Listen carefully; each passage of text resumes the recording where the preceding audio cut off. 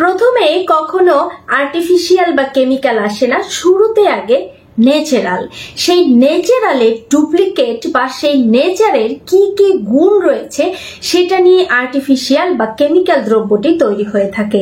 তাই মানুষের রোগ দূর করার জন্য প্রথমে আমাদের নেচারের ওপর ডিপেন্ড করা উচিত।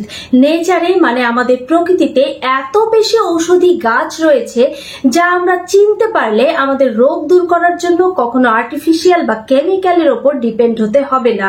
আজকে এমন এক ঔষধি গাছ নিয়ে কথা বলবো যে গাছ আমাদের দেহের বেশ কিছু জটিল রোগকে একদম ভেতর থেকে নির্মূল করতে পারবে। কথা বলছি আমি শ্রাবণী প্রামাণিক, একজন সার্টিফাইড আয়ুর্বেদ চিকিৎসক। ভিডিওর প্রত্যেকটি ধাপ মন দিয়ে দেখতে হবে, কারণ ভিডিওটি ভীষণ গুরুত্বপূর্ণ হতে চলেছে। ভিডিওতে জানবো যে বিশেষ ঔষধি গাছ নিয়ে কথা বলতে চলেছি, তার নাম কি, কোন রোগে কিভাবে এর সেবন করবেন, এই গাছ সেবনের বা ব্যবহারের কোনো ঝুঁকি রয়েছে কিনা।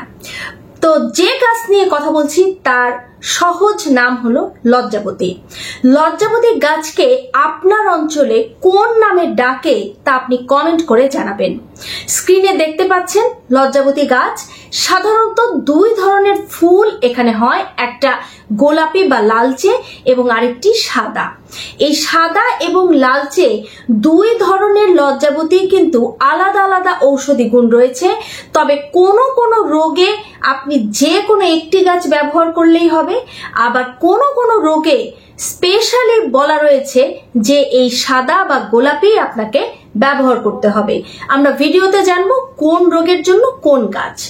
এর বৈজ্ঞানিক নাম মিমোসা পুরিকা এবং ইংরেজিতে একে সুন্দর সুন্দর নামে ডাকা হয়, যেমন টাচ মি নট প্ল্যান্ট বা স্লিপি প্ল্যান্ট, সেন্সিটিভ প্ল্যান্ট, এইরকম নামে ডাকা হয়। আয়ুর্বেদ শাস্ত্র এই লজ্জাবতীর এত গুণাগুণ বর্ণনা করেছে এবং এত জটিল রোগে এর ব্যবহার নিয়ে আলোচনা করা হয়েছে যে আপনারা শুনলে হয়তো অবাক হয়ে যাবেন। এই লজ্জাবতী গাছকে কেউ আমলেই আমরা নেই না, আমরা কখনো বুঝতেই চেষ্টা করি না যে এই গাছেরও কোনো দাম রয়েছে। দেখতে ভালো লাগে বা শিশুদের কাছে এই গাছ খুবই জনপ্রিয়, কারণ এটা টাচ করলেই যেহেতু পাতাটা বন্ধ হয়ে যায় তাই সবাই খুব পছন্দ করি, আমরা একটু ছুঁয়ে চলে আসি। কিন্তু এবার থেকে এই গাছ শুধু ছুঁয়ে চলে না এসে গাছ সংগ্রহ করে বাড়িতে আনতে হবে, কেননা এই গাছের একদম পাতা থেকে শুরু করে ডাল, শেকড় প্রত্যেকটির ঔষধি গুণ কিন্তু আলাদা আলাদা। একমাত্র গাছ বলতে পারেন যে গাছের পাতায় একরকম ফল হয়, শেকড়ে আরেক রকম ফল বা রেজাল্ট হয়ে থাকে। যদি কারো খুব পুরাতন আমাশয় থাকে, ভীষণ পুরাতন আমাশয়, সেটা হতে পারে রক্ত যাচ্ছে বা কখনো কখনো হতে পারে যে মল শক্ত রয়েছে কিন্তু মলের সঙ্গে সাদা আম থাকছে। আমাশয় বুঝবেন কি করে যে আপনার পেট সবসময় মুচড়িয়ে বা মোচড় দিয়ে পায়খানার বেগ আসবে এবং এই পায়খানার বেগ ধরে রাখা কষ্টকর হয়ে যায়। কখনো কখনো রক্ত গেলে সবাই বুঝতেই পারে। এই পুরাতন আমাশয় ভালো করার জন্য আপনি নিশ্চয়ই অনেক চেষ্টা করেছেন, কিন্তু এখন লজ্জাবতী দিয়ে একটু চেষ্টা করে দেখুন। এই লজ্জাবতী গাছের পাতা এবং ডাল সম পরিমাণ নিয়ে আপনার হাতের এক মুঠো পরিমাণ নেবেন, তার সঙ্গে আপনি 1 লিটার পানি যুক্ত করে দেবেন। এবার এটাকে খুব হালকা আঁচে সেদ্ধ করতে দিন। এর 3 ভাগ পানি শুকিয়ে যখন 1 ভাগ থাকবে, মানে 1 গ্লাস অবশিষ্ট থাকবে, তখন নামিয়ে ছেঁকে ঠান্ডা করে সকালে খাবারের আধা ঘন্টা আগে এবং রাতে খাবারের আধা ঘন্টা আগে পান করবেন।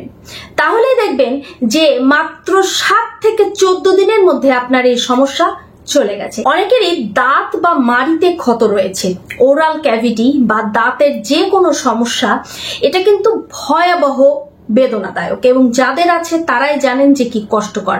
যদি এমন সমস্যা থাকে তাহলে এই লজ্জাবতী গাছের শুধুমাত্র শেকড় আপনাকে নিতে হবে 20 থেকে 25 সেন্টিমিটার পর্যন্ত।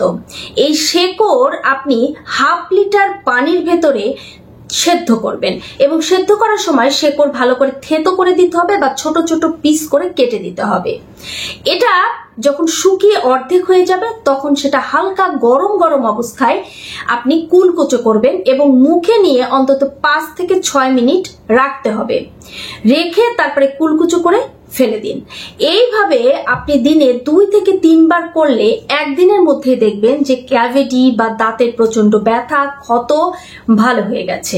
অনেকেরই প্রচন্ড রকম কোষ্ঠকাঠিন্য রয়েছে বা কোষ্ঠবদ্ধতা রয়েছে। এই কোষ্ঠবদ্ধতা বা কোষ্ঠকাঠিন্য থেকে গ্যাস, বদহজম, ফ্ল্যাটুলেন্স এই ধরনের বিভিন্ন সমস্যা হতে পারে। তো আপনি কিচ্ছু না, শুধুমাত্র লজ্জাবতী সেবন করুন। যাদের কোষ্ঠকাঠিন্য বা কোষ্ঠবদ্ধতা প্রচন্ড তীব্র হয়ে গেছে এবং মল কোনোভাবে পরিষ্কার হয় না, তারা এই লজ্জাবতী গাছের যে কোনো এক প্রকার লজ্জাবতী নিলেই হবে। শুধুমাত্র নিতে হবে এর শেকড় বা মূল। নিতে হবে 7 থেকে 8 গ্রাম পরিমাণ একদিনের জন্য। এই পরিমাণ লজ্জাবতীর মূল আপনারা সেদ্ধ করবেন 2 গ্লাস বা হাফ লিটার পানি দিয়ে। সেদ্ধ করে যখন শুকিয়ে অর্ধেক হয়ে যাবে তখন সেই কাঠ সকালবেলায় ঘুম থেকে উঠে অর্ধেকটা এবং রাত্রে ঘুমাতে যাবার আগে বা খাবারের আগে অর্ধেকটা সেবন করবেন। এইভাবে যদি খেতে পারেন তাহলে মাত্র 2 দিনের মধ্যে দেখবেন যে আপনার এই কোষ্ঠবদ্ধতা বা অধিক যে পরিমাণ কোষ্ঠকাঠিন্য সেটা ভালো হয়ে যাবে। কোষ্ঠবদ্ধতার সঙ্গে সঙ্গে যে রোগগুলো হাজির হয় তা ফিস্টুলা, পাইলস, অ্যানাল ফিসার এই ধরনের সমস্যা। যদি এরকম সমস্যা থাকে তবু আপনি লজ্জাবতী সেবন করুন। সেক্ষেত্রে আপনাকে সাদা ফুলওয়ালা লজ্জাবতী খুঁজে বের করতে হবে। আর এই গাছের পাতা এবং শেকড় নিতে হবে প্রায় 1 মুঠো পরিমাণ। ছেঁচে এর রস বের করতে হবে। যখন রস নেবেন তখন পানি যুক্ত করবেন না, শুধু পাতা এবং মূল ছেঁচে এর 10 মিলি পরিমাণ রস সকালবেলায় বাসি পেটে খাবেন এবং রাত্রে ঘুমাতে যাবার আগে আবারও 10 মিলি পরিমাণ সেবন করবেন। ঠিক একইভাবে যদি আপনি টানা সেবন করে যান তাহলে পাইলস এবং ফিস্টুলা আপনার ভালো হয়ে যাবে। মহিলাদের প্রি মেনোপজ এবং পোস্ট মেনোপজ সময়ে যদি যোনিগত রোগ হয়ে থাকে বা ভ্যাজাইনাল ইনফ্লামেশন হয়ে থাকে, সেক্ষেত্রে তারা লজ্জাবতীর টাটকা রস দিনে 10 ml করে সকাল, দুপুর এবং রাত খাবারের আগে সেবন করতে পারেন। অথবা লজ্জাবতী সেদ্ধ করে এর কাঠ 10 থেকে 20 ml পরিমাণ 3 বেলা সেবন করতে পারেন। তাহলে দেখবেন যে কিছুদিনের মধ্যেই এই সমস্যা চলে গেছে। এছাড়া যাদের শরীরের কোনো ধরনের জ্বালা পোড়া বা ইনফ্লামেশন আছে, অনেকেরই মাথার তালু জ্বালা পোড়া করে, কারো কারো পায়ের তালু জ্বালা পোড়া করে, এই হরমোনাল ইমব্যালেন্স থেকেই যে সমস্যা হয়ে থাকে বা শরীরে ইনফ্লামেশন বৃদ্ধি পায়, এক্ষেত্রে খুব সহজেই আপনারা এই লজ্জাবতী কাঠ বা টাটকা রস দিনে যদি সেবন করেন, সেক্ষেত্রে কিন্তু ডাল, পাতা এবং মূল সবই নিতে হবে। তাহলে দেখবেন যে এই সমস্যা চলে গেছে।